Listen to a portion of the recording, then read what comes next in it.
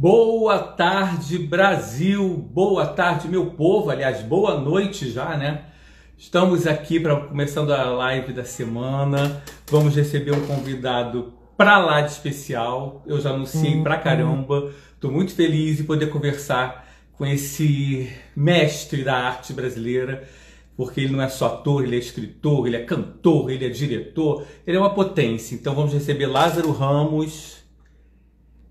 Assim que ele chegar, a gente vai começar a conversar. Se alguém vê o Lázaro chegando aí, me liga. Eu estou muito ansioso para essa live. Eu até comentei com a Thaís que eu estava nervoso, porque é muito mais bacana a gente receber pessoas com quem a gente admira muito, poder conversar com uma pessoa que a gente admira muito. E Lázaro é um orgulho para esse país.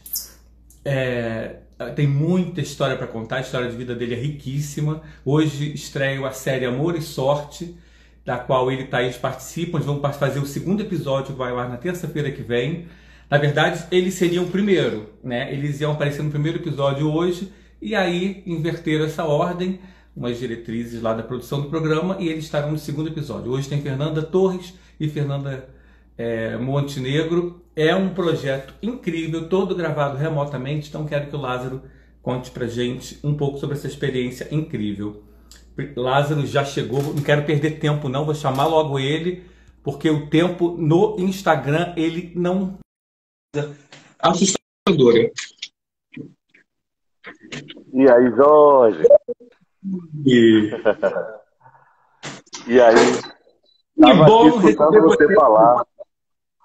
Pô, que bom falar com você, rapaz. Você é sempre tão gentil, desde o comecinho, desde minha primeira aparição na TV. Fico feliz de poder conversar com você agora. Também, rapaz, foi o que eu falei na abertura aqui do nosso papo, do orgulho que é ter você, sabe, fazendo parte como um artista brasileiro. Dá um orgulho danado, Lázaro, porque você é uma potência, né? Eu tava 5 minutos de pesquisa sobre você, a gente fica assim, meu Deus, como é que eu vou entrevistar essa pessoa em 50 a 55 minutos de uma live? É É complicado. fácil, é mole. É só a gente Que bater papo, mas maravilha não ter fala você. essas coisas não, que meus primos e minhas primas em Salvador ficam orgulhosos. Não faça isso não. Cara, seus filmes de Salvador devem ficar assim, ó, babando, e não é para menos. Eu quero informar também que hoje, além dessa transmissão no nosso Instagram, a gente também está sendo assistido lá no Facebook das seguintes marcas, além do Mais Novela, da Contigo, da Máxima, da Ana Maria, da Tititi, da Minha Novela, da Contigo na TV e da Caras Lifestyle. Ou seja, tem muita gente acompanhando a gente, Lázaro. Ih, cara, então vou tomar cuidado com o que eu falo para não falar bobagem. Até parece. Eu tava comentando aqui também no início da live que, inicialmente, você e Thaís estariam no primeiro episódio, né, do Amor e Sorte, que estreia hoje. Tanto que a gente Aham. marcou essa live até nessa data por causa disso, né? E aí teve essa reviravolta de última hora. É, exatamente, mas eu achei legal. Os episódios são todos muito bons, depois eu entendi qual foi a lógica deles. Tem uma coisa bonita que aconteceu, né? Cada episódio é escrito por um autor diferente, mas acaba que se criou uma linha narrativa entre essas quatro histórias que são de quatro autores. E vai ser muito legal poder degustar dessa maneira, assim. Primeiro Fernandona, Fernandinha, depois o meu e de Thaís, depois eu acho que o próximo é o do Caio, da Luísa, e o último Isso. da Fabiola e do Emílio. Mas tô tão Queria... feliz, cara, tô tão orgulhoso. Eu assisti os episódios já, vou contar logo aqui. Ah, Fazer já a já Thaís um falou que sem assistiu também. spoiler. Rapaz, é porque a gente não se encontrou, a gente não sabia o que ia acontecer. O projeto começou logo no início da pandemia, quando o Jorge Furtado, que é um amigo querido da gente, eu já fiz 4 filmes do Jorge e o Mister Brau, que ele escrevia também. E assim que ele convidou, eu falei, vambora, Jorge, senão a gente vai ficar maluco sem exercer nossa produção. E aí, rapaz, ele saiu à cata de vários talentos, autores e atores que estavam morando juntos. E ficou uma série muito interessante. Eu acho que vai ser um refresco na vida das pessoas poderem assistir uma coisa que é uma coisa rara que a gente faz, né? Você poder falar do nosso momento através de ficção. Isso que eu achei É. lindo. Acho que os autores pegaram o espírito e estão dando um fôlego para a gente seguir. Não, realmente. Toda a live que eu costumo fazer aqui, a gente sempre bate essa mesma tecla. Que o que está fazendo todo mundo suportar essa pandemia é a arte que está salvando, que a arte salva, a arte alimenta, a arte joga a gente para frente, né? Então, é muito bom ver que a Globo e também tem muita gente fazendo isso até na internet, no YouTube, tem teatro online hoje também. Eu assisti a peça do Muhammad Harcourt, assisti a peça do Marcelo Serrado. É muito bom que ver tanta gente continua na batalha, na luta, para esse momento a arte ser o nosso alimento, né? É muito bom isso. Isso meio que vou repetir aqui porque eu acho que vale a pena. Já virou até um lugar comum. Mas muita gente está dizendo assim, pô, eu consigo viver sem um monte de coisa, mas sem arte não dá. E eu estou falando aqui não é do lugar do ator que trabalha com isso, não. É do lugar de espectador também.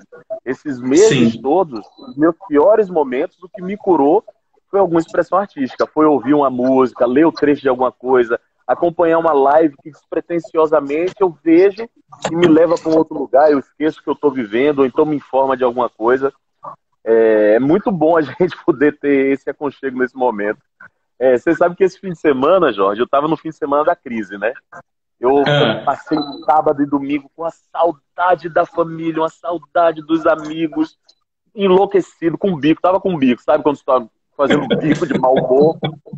Rapaz, como aí tava sei? tão mal-humorado, passei o dia todo. Aí domingo, rapaz, assisti um filme, me fez tão bem. Um filme antigo até, sabe qual filme foi? A Noviça Ah, Rebelde. Assisti com minha filha. Olha como são as coisas, né? Ela, menina de criança de 5 anos, a gente foi ver ali a Noviça Rebelde, aí ficou feliz.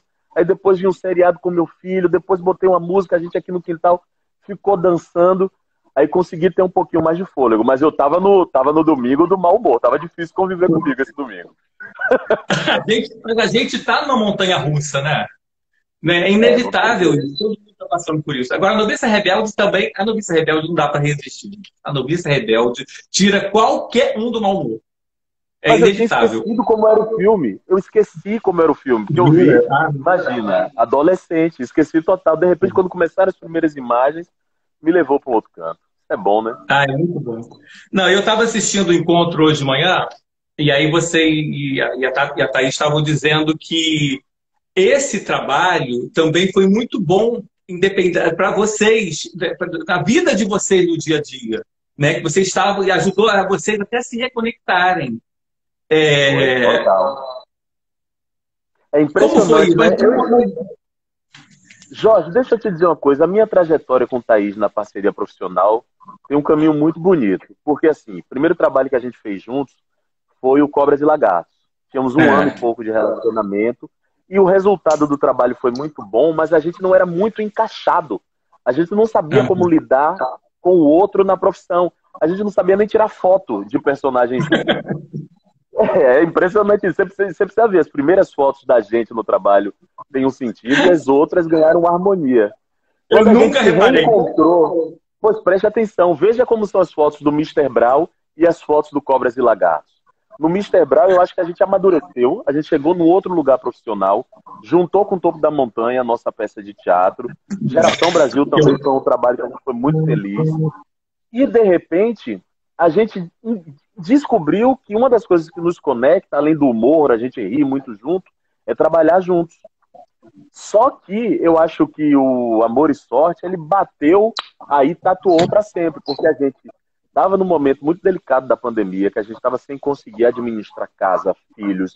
A gente estava muito angustiado, achando que a gente não ia trabalhar tão cedo. E a É. gente, o ano de 2020 foi um ano que a gente planejou todo. A gente tinha um retorno do espetáculo, uma temporada. A gente ia lançar o filme que eu dirigi ela, o Medida Provisória, que a gente faz juntos, eu como diretor e ela como atriz. E de repente tudo desmoronou e a gente estava vivendo essa angústia. Quando a gente pôde passar essas 2 semanas fazendo o projeto, deu um fôlego novo. O nosso humor mudou, a nossa fé mudou e a gente entendeu que a gente teria a possibilidade de viver por um tempo uma nova cultura, exercer nosso trabalho de um outro jeito, encontrar outras alternativas e mudou o humor e o ritmo da casa que até hoje a gente está se alimentando daquelas 2 semanas que a gente viveu no Amor e Sorte. E eu acho que isso está presente no episódio. Eu assisti o episódio e ele é muito alimentado pelo clima que estava na casa, o clima de Uhum. sufoco e o clima de relaxamento. E eu vou te dizer uma coisa, eu vi isso em todos os episódios. É muito bonito ver isso, né? Porque nós como atores, a gente se empresta para os personagens. E Sim. eu acho que em todos os episódios a gente vê uma afetividade de todo mundo que faz os episódios que está ali presente. Uma afetividade que é dos atores, mas é também da equipe técnica que trabalhava com a paixão, Jorge. Vou te dizer, era bonito de ver. A gente estava distante, todo mundo nas suas casas, mas a gente via a paixão do diretor de fotografia, dos técnicos de som, cenário, figurino, todo mundo querendo que desse certo. É bonito isso, né? É lindo, é muito lindo. E agora, você teve um trabalho muito braçal nesse Amor e Só. Não foi só você, eu vou só interpretar. Né? Não, você... Os dois, né? Mas assim, até montar equipamento, vocês precisaram fazer. Como foi isso? Como foi você conseguir se organizar?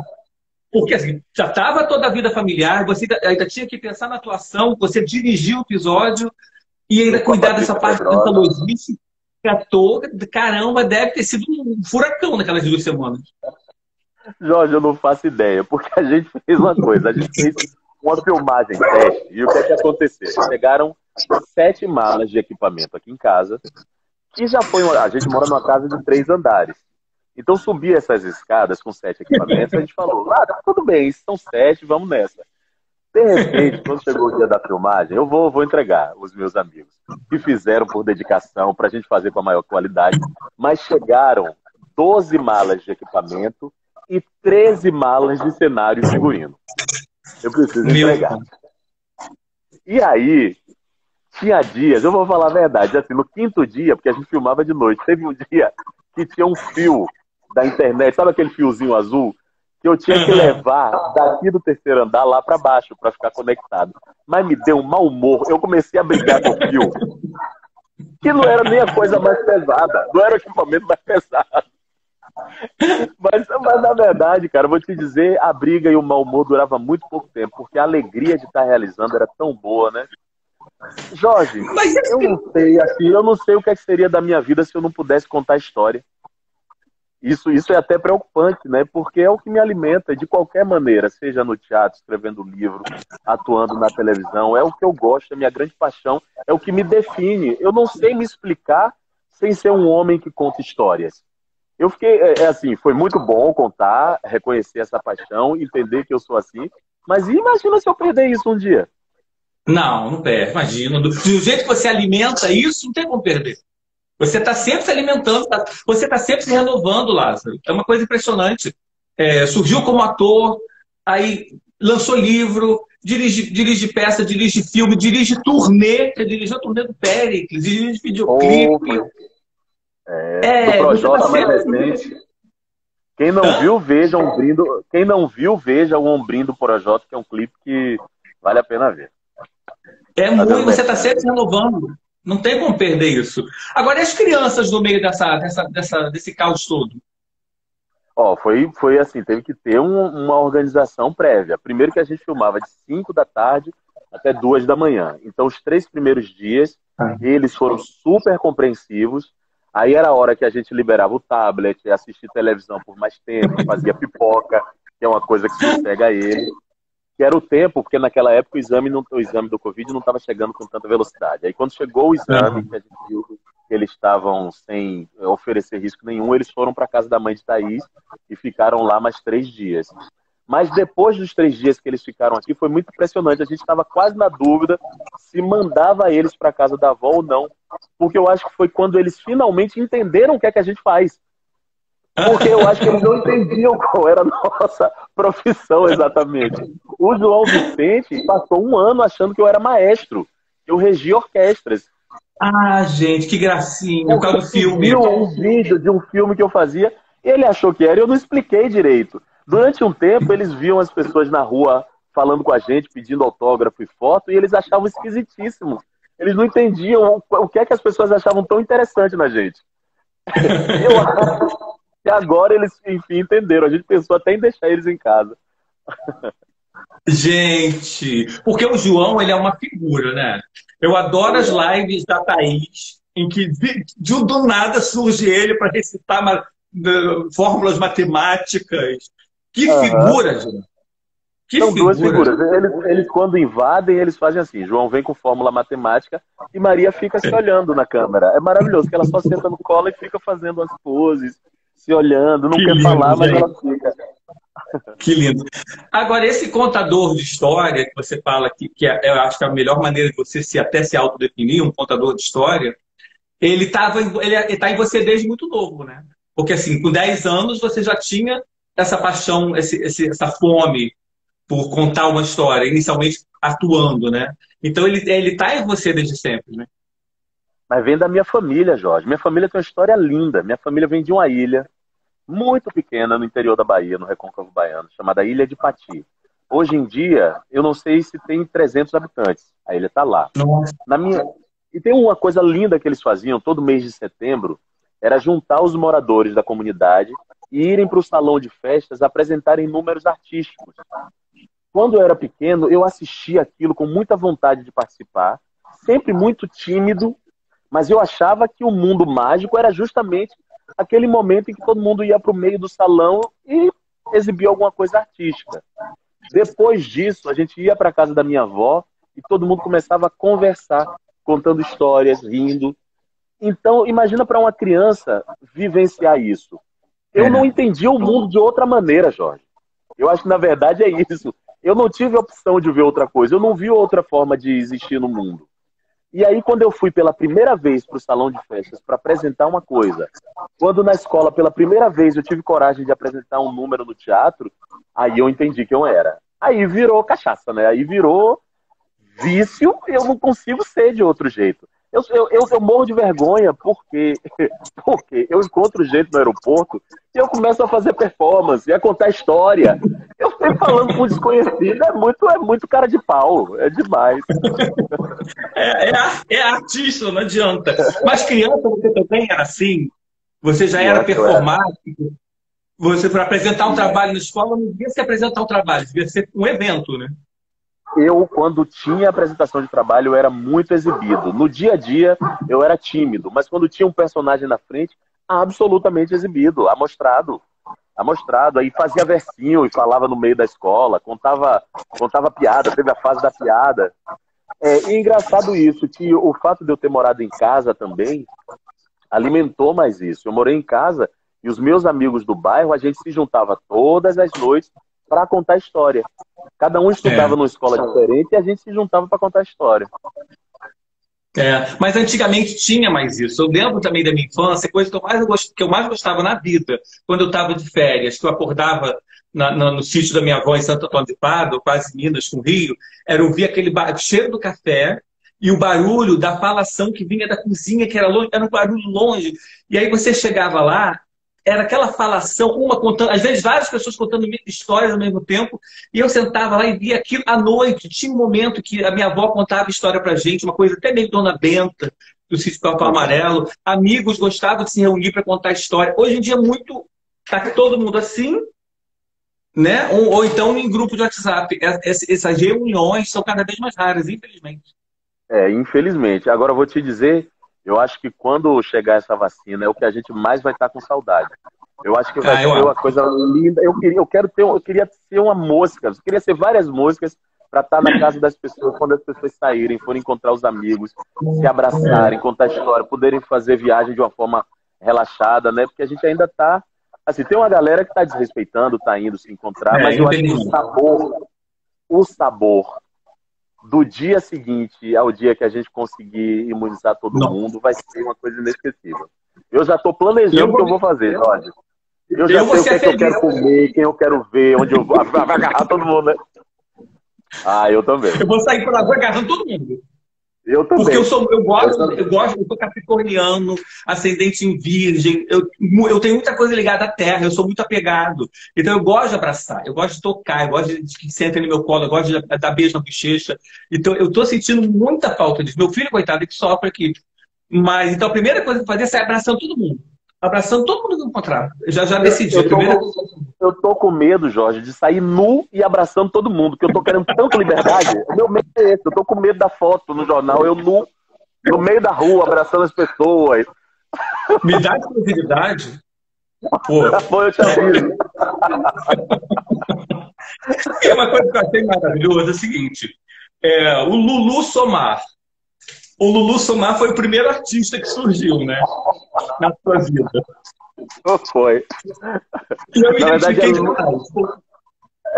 na verdade, é Lula Somar. Você sabe que A no meu Lula grupo de Somar, é teatro. Lula Somar. É Lula Luiz Somar, de porque tem uma explicação. Lu de Luiz, lá de Lázaro, e Isso. Somar, que é Ramos ao contrário. Ao Mas contrário. É muito tem uma arte. explicação. Não, naquela época, no meu grupo de teatro, todo mundo tinha nome assim, era Kiliange. Tinha uns nomes muito esquisitos, e eu não vi um entrando, eu achei que nome de artista tinha que ser isso. Eu passei meses calculando esse nome, não foi uma coisa de um dia para o outro. Ah, ele viveu muito tempo, então? Muito, eu testei vários antes, e depois eu cheguei à conclusão que seria Lula Somar. Aí quando eu fui passar para o diretor do meu grupo de teatro, ele falou assim, qual vai ser seu nome artístico? Eu falei, Lula Somar. Ele falou, isso é maluquice, seu nome vai ser Lázaro Ramos. E não me deu a opção de escolher. Não vou escolher, ele escolheu na tora pra gente. Ainda bem, né? Não, eu me identifiquei demais, porque pequeno também eu decidi que eu queria ser diretor de cinema. Uhum. E eu inventei um nome para mim também. E aí o meu nome era Jolu Brani, que era que era a mesma coisa. J de Jó, Lu de Luiz, B, Bra de Brasil e Ni de Ninho, que é meu nome completo. Só que a primeira vez que eu pensei sua pessoa foi assim, desculpa, mas isso parece mais nome de transformista. Mas imagina. Aí eu falei, Imagina as colunas, como é que iam ser suas colunas. Hoje em dia, Jolu nada. Brani. Não deu muito certo. Mas Lula Somar eu achei bacana. Lula Somar eu não achei ruim, não. Perto de Jolu Brani é incrível Lula Somar. O Lula, mas já leu coluna do Lula? Eu tô achando também. Não, Lázaro tá mais bacana. Não, mas na época de Cinderela Baiana já era Lula ou já era Lázaro? Cinderela Baiana já era Lázaro Ramos. Já tinha feito umas peças de teatro. O sonho da minha vida é ver esse filme. Ah, para que você não viu, mas já tá no YouTube. Você tem tá no que YouTube, ver. eu procurei na internet, há muito tempo eu procurei, achei uma cópia muito ruim, muito ruim, muito ruim. Mas não clássico. Já tá no YouTube, tem que ver. Se não tiver inteiro, tem cenas compartimentadas. Não, você não sabe o que foi filmar. Se você tá falando de assistir, imagino que não foi filmar. Não, mas esse filme ele foi importante para você, não foi? Ele foi importante. Você sabe como é o final do filme? Antes de eu falar por que ele foi importante, mas vou contar como é que ele acaba. Querida, o filme ele não tinha final. A gente começou a filmar e ele não tinha o roteiro inteiro. Então não se sabia como é que ia acabar. O que é que acontece? A última cena, descem de um carro, porque Carla, a personagem, enfim, ganha dinheiro. Ela desce de um carro chique, eu e o Fábio Vidal, que é o outro ator, que nós fazemos os melhores amigos dela. A gente desce numa estrada, tem crianças que estão trabalhando, tapando buraco na estrada. Ela toma a enxada de uma criança, ela fala assim, olha só, as crianças não podem trabalhar. Crianças precisam de alegria, felicidade e paz. Faz o símbolo da bomba da paz. Começa a tocar Pau que Nasce Torto, Nunca Se Endireita. Todos nós começamos a dançar. De repente, no meio da estrada, aparecem freiras, cozinheiros, outros dançarinos. Um helicóptero da polícia desce, o helicóptero para e corta para uma imagem geral de Salvador. Esse é o final do filme. Isso é Fellini! Isso é Fellini! Esse filme as pessoas ainda não entenderam. Isso é feliniano, cara. É uma genialidade que a gente não conseguiu alcançar ainda. Pô, mas eu faço piada desse filme, mas na verdade esse filme foi o que possibilitou eu ser ator mesmo, né? A verdade é essa. Porque na época eu trabalhava em hospital, ganhando um salário mínimo como técnico em patologia. E eu recebi para fazer esse filme 30 salários mínimos. Eu ganhava um salário mínimo por mês. E o que é que eu calculei? Eu falei assim, eu tenho 30 meses para dar errado. Então eu peguei o cachê do filme todo, coloquei na caderneta de poupança e aí abandonei o meu trabalho e consegui me dedicar somente à profissão de ator. Mas sabendo assim, eu só tenho 30 meses para dar certo na profissão. E você sabe, olha como são as coisas. 30 meses depois, eu fui chamado para fazer um espetáculo chamado A Máquina. Saí de Salvador, fui para Pernambuco e esse espetáculo mudou minha vida. Foram exatamente 30 meses depois. Olha como são as coisas. Eu já estava calculando a volta para o hospital. Estava escrito. O nome do filme é Cinderela Baiana. Eu estou vendo a turma perguntando aqui. Cinderela Baiana. Gente, é um clássico do cinema brasileiro. Com Carla Pérez. Carla Pérez no auge. Era Carla Pérez, assim, estrelíssima. Carla Pérez, Alexandre Pires vai também como ator. Mas você sabe que toda vez que eu tenho a oportunidade de encontrar com Carla, eu abraço ela e a agradeço, festivamente. Não, eu ia falar da Máquina, porque a Máquina foi realmente o primeiro divisor de águas da sua carreira, né, Lázaro? É uma peça importantíssima para o nosso teatro. Foi. E eu não fazia a menor ideia de que ia ser tão importante na minha vida. Eu não queria fazer o espetáculo. Eu morava em Salvador, meu grupo de teatro, Banda de Teatro Olodum, que é a turma que faz o Opaió. Todos aqueles atores e atrizes são um grupo de teatro. Eu fazia parte daquele grupo e a gente estava fazendo uma turnê pelo Nordeste. E o João Falcão, o diretor, me convidou para fazer o espetáculo em Pernambuco. Mas foi um convite que era meio assim, olha, não tem hotel, a gente precisa que você pague sua passagem e venha para cá fazer o espetáculo. Eu falei, não vou. Até que Wagner Moura foi para Salvador, me encontrou e falou assim, Lázaro, eu acho que a gente já viveu uma experiência linda na Bahia e eu acho importante a gente se arriscar com esse outro diretor. João Falcão é um diretor maravilhoso, o texto da Adriana Falcão é incrível e Wagner me convenceu a fazer o espetáculo. Bendito seja Wagner. Insistiu. Meu irmão, ele insistiu muito. Nós fomos, fizemos o espetáculo em São Wagner, fizemos o espetáculo em Pernambuco, viemos para o Rio de Janeiro, fizemos 3 semanas de espetáculo aqui no Rio de Janeiro e nessas 3 semanas eu fiz teste para 7 filmes e eu passei nos 7 testes e pude fazer 5 filmes. Essa é a minha história, Jorge. Você sabia que foi assim, Cidade de Deus, eu passei e acabei não filmando. Uma Onda no Ar, eu passei e não filmei.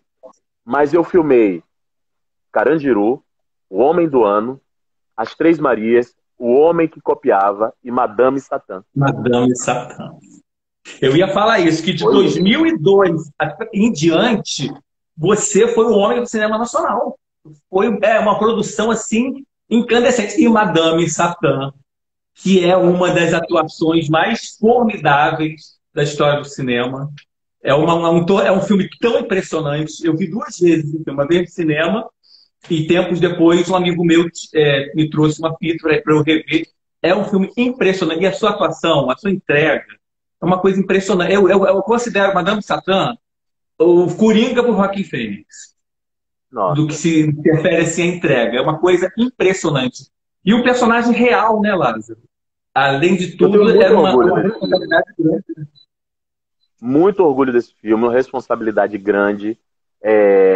Sou muito grato ao Karim, diretor, ao Walter Carvalho, diretor de fotografia. Enfim, foi um filme que me ensinou um outro lugar da atuação, uma entrega que até então eu não tinha experimentado. Eu tenho uma tendência a ser uma pessoa e um ator muito racional, Jorge. Eu tenho certa dificuldade de fazer cenas de emoção, de me entregar. Quem me ensinou isso foi o Madame Satã. E que depois se desdobra no Cidade Baixa, depois se desdobra no Tudo que Aprendemos Juntos, e depois chega no Beijo, o filme do Murilo Benício, que quem não assistiu ainda, por favor, assista, baseado na obra do Nelson Rodrigues, do Beijo no Asfalto. Ainda é o Madame Satã, ainda é o aprendizado do Madame Satã. Todas as vezes que eu vou para um set de cinema, eu chamo por Madame Satã, para me lembrar daquele lugar, para manter acesa essa chama. E você sabe que eu tenho coisas do Satã até hoje guardadas, né? Acabei mostrando uma caixinha que eu nunca mostrei para ninguém. A pandemia vai fazendo a gente ter coragem de fazer umas coisas. Mas todos os personagens que eu fazia, eu ficava doente quando eu acabava de fazer, porque eu tinha muita dificuldade de me despedir. E no Madame Satã, eu guardei um objeto do filme numa caixa e eu não fiquei doente. E desde então, todos os personagens que eu faço, eu guardo numa caixa algum objeto do personagem. Eu mostrei ela no Cada Um no Seu Quadrado agora, uma coisa que eu nunca tinha mostrado para ninguém, porque eu sempre achei que era uma coisa íntima, mas eu guardei. E começou lá no Satã, por isso que o Satã... E é o quê? É o objeto o quê? Eu tenho de tudo. Eu tenho o colar do foguinho, de todo tipo de objeto. Eu tenho o colar do foguinho, eu tenho os anéis do Mr. Brau, eu tenho um bigode postiço de um outro personagem que eu fiz, eu tenho o óculos do filme novo do Daniel Filho. Eu sempre tenho uma pecinha porque eu acho que os meus personagens eles têm que continuar comigo. E já falei para Thaís, vou falar para vocês também para registrar. Quando morrer, eu quero que dentro do meu caixão os objetos estejam juntos. Já estou aqui falando porque, de repente, quando chegar o caixão, Thaís não tiver posto lá, os fãs podem cobrar. Você cobra, Jorge. Você diz assim, cadê a caixa dos personagens? Gente, eu te entendo tão bem, Lázaro. Eu falo que eu quero morrer numa pirâmide. Eu quero levar tudo aquilo que eu acumulei na minha vida de carinho, de presente. Eu não quero morrer, eu quero ser colocado numa pirâmide. Mas eu não quero morrer não, viu, Jorge? Mas assim, eu falo assim, eu quero morrer, mas eu quero daqui a 100 anos. Não é que eu queira, que eu esteja preparado. Não, daqui a pouco. Depois que eu ver meus bilhetes, eu espero sim, eu tô nessa meta aqui. Eu quero ser um velhinho que dá muito trabalho. Quero ser um velhinho que dá muito trabalho, que é chato, que reclama pros filhos e pede pra eles irem me visitar o tempo todo, que se mete na vida dos filhos. Eu vou dar muito trabalho. Eu tô nessa meta aqui. Thaís já sabe disso. E ela vai ter que me aguentar, que essa é a pior parte pra ela. Não, gente, aí eu não tinha me tocado que vocês nasceram no mesmo ano e no mesmo mês, com diferença de 24 dias. O que salva aí nesse caso, não ter dois Sagitários, é que você é Escorpião e ela é Sagitário. Exatamente, muito diferente, né? Como é que casa assim, gente? Duas pessoas tão diferentes. Gente, é impressionante essas coincidências da vida. Mesmo ano, mesmo mês. Mesmo ano, estava no destino. Ou seja, quando você nasceu, 24 dias depois. Já pensou nisso? Nasci, 24 dias depois, Thaís nasceu. Eu na Bahia, ela no Rio de Janeiro, no Meia. Como esse mundo deu essa volta louca e vocês se reencontraram com a mesma profissão, com a mesma paixão pela... Eu vejo que a Thaís tem essa mesma paixão que você tem pela questão artística, né? E mas que se transforma... Perdão. Pode falar. Não, é isso. Essas coisas, eu gosto muito de parar para pensar nessas coisas da vida, né? Eu estava conversando com a Alexandra Martins aqui outro dia, e ela estava contando que ela não queria ter feito de jeito nenhum um episódio do Carga Pesada. Que ela não queria, que era uma nordestina, que ela não tinha experiência, não tinha estofo para fazer sotaque, ela tinha que aparecer nua. E a série que ela ia conhecer o Fagundes. Se ela não fizesse, ela não conhecia. Olha, então tem essas coisas, essas voltas que a vida dá na gente, que só lá na frente a gente vai entender. Mas você sabe que eu não posso te responder essa pergunta, né, Jorge? Porque até hoje, em todas as entrevistas que falam sobre isso, eu sempre falo que Thaís é mais velha do que eu. Então, eu não vou poder responder isso. Eu, inclusive, sempre conto que eu era um menino na Bahia e eu via aquela senhora atriz fazendo Chica da Silva, eu uma criança na Bahia, e eu via, nossa, aquela moça, aquela atriz veterana, muito mais velha do que eu. Mas, de certa forma, é mais velha mesmo. Porque é isso, em 96, ela já era estrela de televisão. Mas você sabe que eu não assisti Chica da Silva? Não assisti Chica da Silva. Agora eu vou dizer, acho que foi até bom, porque aí eu não tive medo de chegar nela. Talvez, se ela estivesse nesse lugar da musa inatingível, eu nunca ia ter coragem de paquerar. Na época não tinha manchete na Bahia. Foi uma época que na Bahia não tinha manchete, então não exibiu Chica da Silva naquela época. Eu vi na reprise, há uns 5 anos atrás, eu acho, 5, 6 anos, aí que eu vi. Mas eu não ia chegar não, se fosse musa, mas eu nunca ia ter coragem de fazer o que eu fiz. Mas se eu conheço bem a Thaís, ela chegava. Não chegava, não. Ela me virou as costas quando eu fui conhecer ela. Você não sabe dessa história? Você não sabia dessa história? Eu fazia o Sexo Frágil e ela fazia Da Cor do Pecado, e eu pedi para uma amiga em comum, a Liliana Castro, para nos apresentar. E aí eu fui no estúdio dela, quando eu cheguei, aí a Liliana falou, Thaís, esse é Lázaro, Lázaro, esse é Thaís. Ela falou, oi, tudo bem? E virou as costas para mim. É muito metida.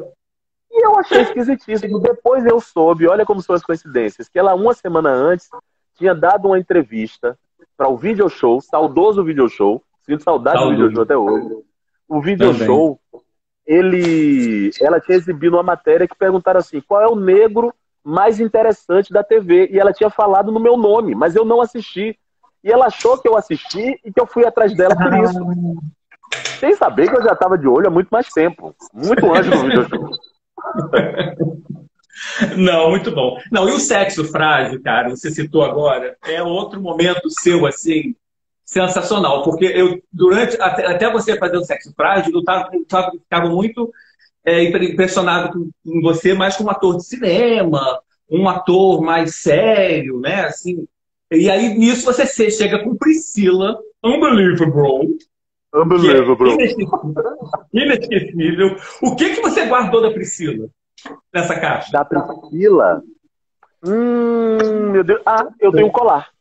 Eu tenho um colar da Priscila. Eu tenho um dos colares da Priscila. A Priscila é um personagem que eu tenho um problema seríssimo. Eu gosto tanto de fazer a Priscila que quando eu começo a imitar, eu sou capaz de ficar 3 horas fazendo a voz da Priscila, sem enjoar, inventando piada.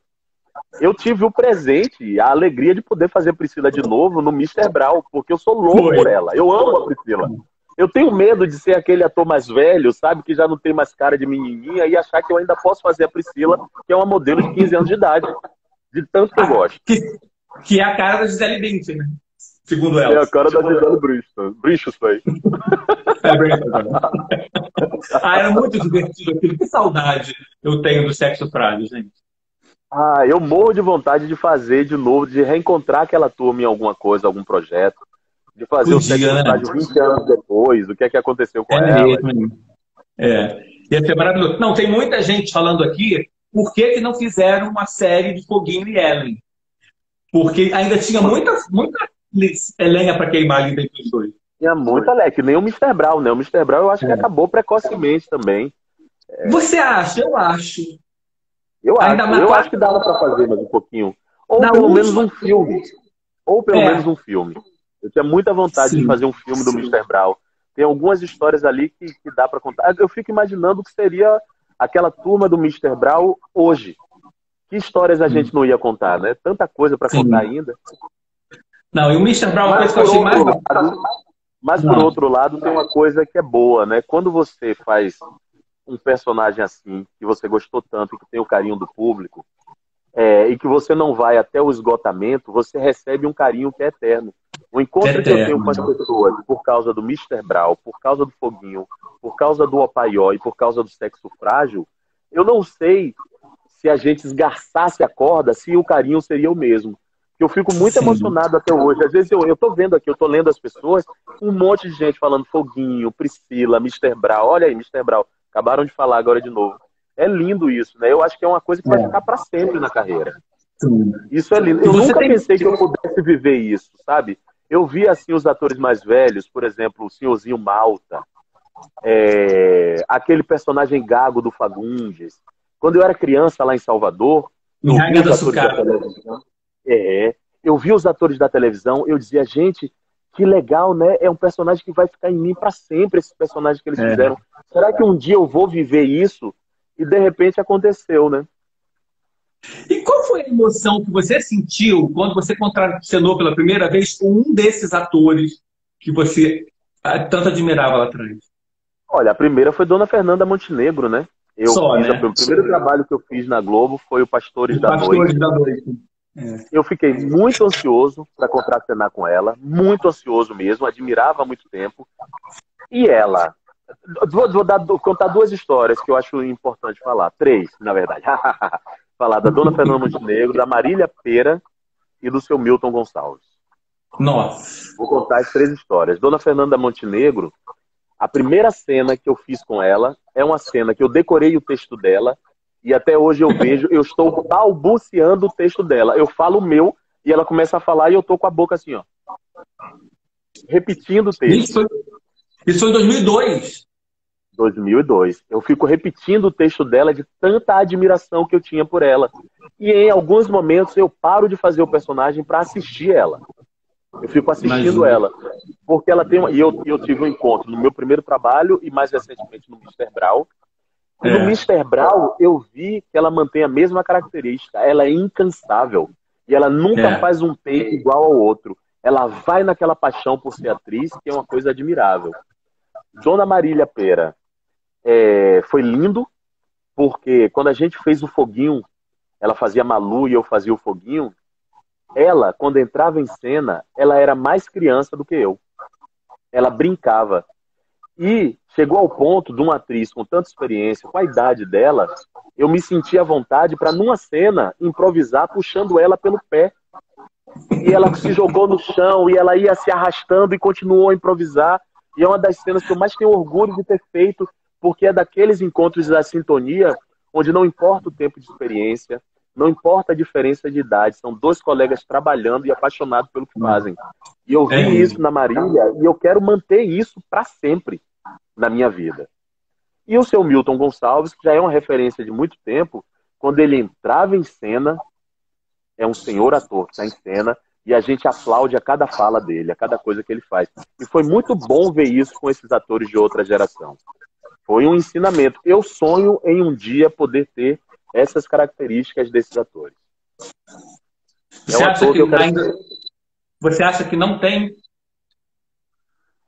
Eu tenho o desejo, mas eu acho que tem um acúmulo aí da profissão. Eu acho que eu vou poder dizer que eu fui um ator de sucesso se quando eu estiver lá mais velho, eu conseguir ser uma inspiração para as pessoas e se eu conseguir ter sido coerente ao longo da minha carreira, fazer aquilo que eu desejei quando eu estava fazendo teatro lá em Salvador. O que é que eu desejo? Me manter apaixonado e ser útil para o público. Eu sonho muito em ser útil para o público. Eu quero muito, com as comédias que eu faço, levar relaxamento para as pessoas. Eu quero muito, com os trabalhos mais ativistas que eu faço, levar reflexão para as pessoas. Eu não quero passar batido na vida das pessoas. Eu quero que cada projeto tenha um sentido de mudança para quem assiste. Não é sempre que a gente consegue isso, mas quando eu estiver lá com 125 anos e eu for ver a minha carreira, se eu tiver mantido isso, aí eu vou dizer, sim, eu fui um ator de sucesso. Não, então deve ter sido um susto para você ser homenageado com o troféu Oscarito do Festival de Gramado pelo conjunto da obra. Aos 40 anos. Vocês estão loucos, vocês estão loucos. Acho que foi as 3 primeiras coisas que eu falei. Vocês estão loucos, eu sou muito jovem.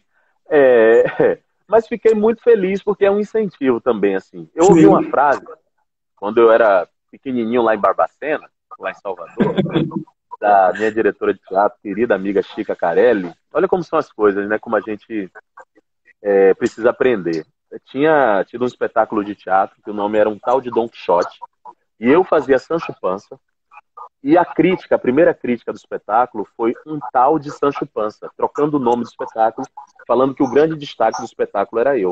Eu trouxe o jornal para essa minha amiga diretora e mostrei para ela. E ela não celebrou. Ela falou assim, Lázaro, você está fazendo um espetáculo com um ator de 70 anos de idade, que é o protagonista. A crítica veio falando mais de você do que ele. Você não tem que beber somente dessa água, porque não existe fracasso nem sucesso para sempre. E naquele momento que eu estava explodindo em vaidade, ela me trouxe para o chão, que é um lugar muito interessante para nós atores. E eu ouvi essa frase e essa frase ficou para sempre. Então, como é que eu encaro prêmios hoje em dia? Eu acho que são incentivos. Eu acho que não são verdades absolutas e a gente não tem que sentar. A gente tem que se sentir mais desafiado, porque a carreira não acaba no prêmio. A carreira, ela continua e eu tenho que aprender sempre a fazer outras coisas. Acho que é por isso que eu sou tão agoniado de fazer tanta coisa, Jorge. Eu dirijo, escrevo livro, não sei o quê. É sempre uma luta para continuar sendo relevante. Não, meu amigo, e haja incentivo, né? Porque eu estava pegando a sua lista de prêmios e você é o oposto da Meryl Streep. Porque a Meryl Streep ela ganhou 4 Oscars, mas foi indicada 67 mil vezes. Você tem mais premiação do que indicação. Daquela relação que não tem fim, você venceu quase todos. É muito incentivo. Pois é, menina. A gente agradece e finge que não é nada. Agora, olha só, esse negócio que falou de fazer a diferença é bacana, porque você faz isso em todos os níveis. Desde dirigir e protagonizar uma obra extraordinária no topo da montanha e escrever livro infantil. Porque eu vejo que você já começa isso lá na base, lá na raiz. Foi por causa disso, por causa dessa necessidade que você tem de fazer o diferencial, de ser útil, que você começou a escrever para criança? Ou não? Eu acho que é porque eu descobri que eu sou inútil em outros lugares. Isso é bom também, saber quando você é mais útil em outras coisas. Porque eu sou muito interessado por tudo. E eu, agora, com um pouquinho mais de maturidade, eu entendi que eu posso contribuir melhor em outros lugares. A literatura infantil surge muito disso, assim. Porque tem coisas que eu quero falar e eu não consigo falar numa linguagem muito rígida. Às vezes falar com humor e de um jeito divertido é o que é possível para mim. Aí eu transformo em literatura infantil. Eu agora, no meio da pandemia, você sabe o que é que eu estou sonhando? Eu quero dirigir um longa-metragem musical em animação para crianças. É o que eu estou sonhando agora. Eu Maravilhoso. descobri um troço aí, é o que eu quero fazer. Eu estou sonhando com isso agora. Acho que vai ser meu próximo projeto. O tempo todo eu fico achando que dá para inventar mais, e é isso que alimenta a gente. Eu não sei se eu saberia ser uma coisa só, não, Jorge. É chato. Se eu fosse uma coisa só, eu ia largar essa profissão logo. Um negócio chato ficar fazendo só uma coisa. Que nada. A gente tem que se Não dá. movimentar. Muita coisa para descobrir. Muita coisa para descobrir. Tem que se mexer. Não, é verdade. E você mexe com muita sensibilidade. Você mexe, tudo que você faz lá, você faz. Isso está impresso nos seus trabalhos. Que você não fez por fazer, que você não fez para ganhar dinheiro. Claro que você quer ganhar dinheiro, óbvio. Mas se você não fez. Quero, e gosto também, viu, Jorge? Gosto. Tem muito parente, filho para sustentar. Eu tenho muito filho, Jorge. E tem boleto? Muito boleto. Até para fazer esse filme incrível que você está com vontade de fazer agora, de repente você vai botar até dinheiro nele, então tem que ganhar dinheiro. Mas a gente vê o que move você é a paixão. Você consegue imprimir isso nos seus trabalhos. E assim, a gente já está caminhando para o final. Eu falei que o tempo aqui, para mim, pelo menos voou, não sei se para você se arrastou, mas para mim voou. O Topo da Montanha. Eu já vi 2 vezes, e é uma peça que a primeira vez que eu fui ver, eu até comentei isso com a Thaís. Eu fui ver assim, não sei, essa peça vai ser, acho que é muito séria, o tema é muito importante, não sei, será que eu vou gostar? E aí é uma peça que você morre de rir, que você tem momentos de profunda leveza, mas uma leveza que até nos momentos de leveza está transmitindo a mensagem, e você morre de chorar no final, e em vários outros momentos. É uma peça que é do seu repertório para sempre, né? Você não vai... A impressão que vocês não vão nunca deixar de fazer esse momento da vida de vocês. Acho que a gente vai fazer o Topo da Montanha por muitos anos mais ainda. E o Topo da Montanha foi o que ensinou uma linguagem que eu tenho exercido agora em tudo que eu estou criando. O Medida Provisória é o filme que vai estrear no ano que vem. Thaís protagoniza com o seu Jorge, com Alfred Enoch, que veio lá da Inglaterra para fazer o filme. Bebe muito do Topo da Montanha nesse sentido. Porque tem alguns assuntos que eu acho muito importantes de serem falados, mas eu descobri que eu posso usar alguns elementos para aproximar o público dessa linguagem, como humor, entretenimento, emoção. E eu tenho feito isso ao longo desses últimos anos. Criar obras que sejam justamente para trazer mais pessoas para assuntos que as pessoas não estão conectadas. Eu acho que se o assunto é importante, a gente tem que acolher as pessoas com os elementos que o entretenimento oferece. O Topo da Montanha é isso. E eu tenho certeza que as pessoas se divertem e saem de lá motivadas para lutar contra as injustiças todas que o espetáculo está falando. E é um pouco o tipo de artista que eu estou me propondo a ser nesse momento. Divertir as pessoas, mas levar, olha, aquele negocinho que vai para o coração, que faz a gente se sentir parte da solução dos problemas da nossa sociedade. Eu acho que muitas vezes as pessoas ficam anestesiadas achando que os gestos delas não fazem a diferença. E todos os gestos fazem a diferença. Dos mínimos, da maneira que você trata quem trabalha com você, com seu colega de trabalho, como você é exemplo para os seus filhos, para a sua família. A gente é importante. E as pessoas se acham desimportantes e acham que não podem mudar o mundo. Mas é isso que eu quero colocar na cabeça das pessoas. A consciência de que elas podem mudar sim e que não precisa ser um Luther King, que é um cara que fez um gesto gigante e um sacrifício enorme. No gesto mínimo a gente pode mudar. E eu tenho certeza que com a arte, com o trabalho, com o cinema, com a televisão, seja na comédia, seja no drama, a gente pode oferecer essa sensação para as pessoas. Não, é verdade. Mas eu acho que o Topo da Montanha também tem uma função até histórica, de informação. Porque eu vejo muita gente, que é a boa peça, eu conheci muita gente dizendo para mim assim, eu fui pesquisar na internet quem era Martin Luther King. Aí eu já tinha ouvido falar, eu sabia que era importante, mas não sabia quem era, o que ele fez, o legado que ele deixou. Então, quando você tem uma obra que ainda faz isso, você se emociona quando assiste. Eu mesmo fui fazer isso, eu confesso. Eu achava que eu tivesse um grande conhecimento sobre a trajetória de Martin Luther King, mas aí cheguei em casa, entrei lá para pesquisar e fui descobrindo outras coisas incríveis. Isso é muito fantástico, gente. É muito, Isso é é bom, muito né? bonito. Isso é bom É demais. muito Eu bom. também, eu aprendi muito com Luther King. Vou te falar que eu, antes do espetáculo, eu não conhecia tanto a biografia dele. Eu era mais interessado em outros personagens. Aí, quando eu comecei a ler a biografia dele, ele trouxe uma coisa para mim que até hoje eu trago, que eu falo para as pessoas. O meu discurso político, ativista, inclusive, é inspirado muito nele também. Aprendi com o espetáculo. E o Medida Provisória tem alguma previsão de lançamento? Tem previsão. Agora já posso falar. Não, já tem. Ah, Ele vai participar de alguns festivais nesse ano ainda, festivais ah. presenciais no exterior. E no primeiro semestre do ano que vem, ele vai estrear. A gente já está organizando a estreia dele. Vamos lançar de qualquer maneira. E você não atua no filme? Não, eu apareço rapidamente, só vai descobrir quem prestar muita atenção. É uma cena muito Ah. rápida. Fui forçado a fazer, não queria fazer.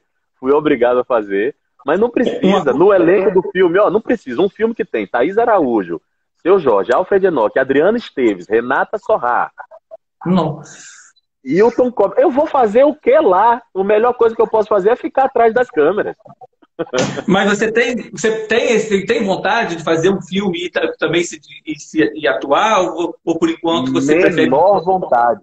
Menor vontade. Não sei como é que Selton Mello faz isso. De vez em quando eu falo, Selton, você é maluco.